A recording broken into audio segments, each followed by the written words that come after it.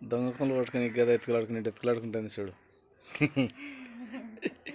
వదినా మన చెట్టుకు వంకాయలు ఎత్తుకులాడుతున్నదినా. వేసిందమ్మా, ఒక్క చిక్కింది. మొట్టమొదటిసారి వేసిందమ్మా ఒక వంకాయ. అయ్య చెట్టలు ఇరగొడతాను.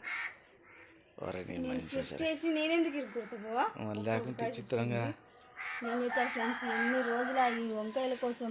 నేను తెచ్చా ఆంజనేయ సాములు అయితే కానీ నిలబడి కోతలు సామాన్లు బాధింటున్నారు మొత్తానికి.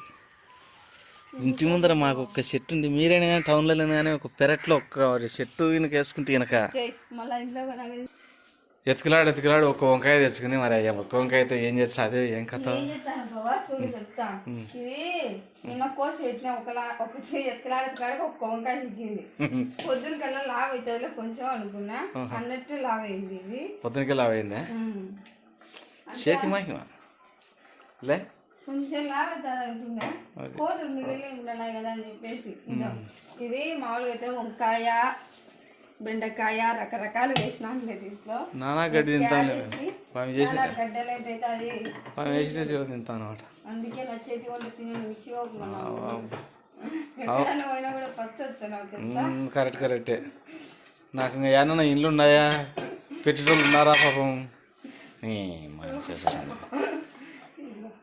క్యాబేజీ, కారము, వంకాయ, బెండకాయ, ఉల్లిపాయ, టమాటకాయ.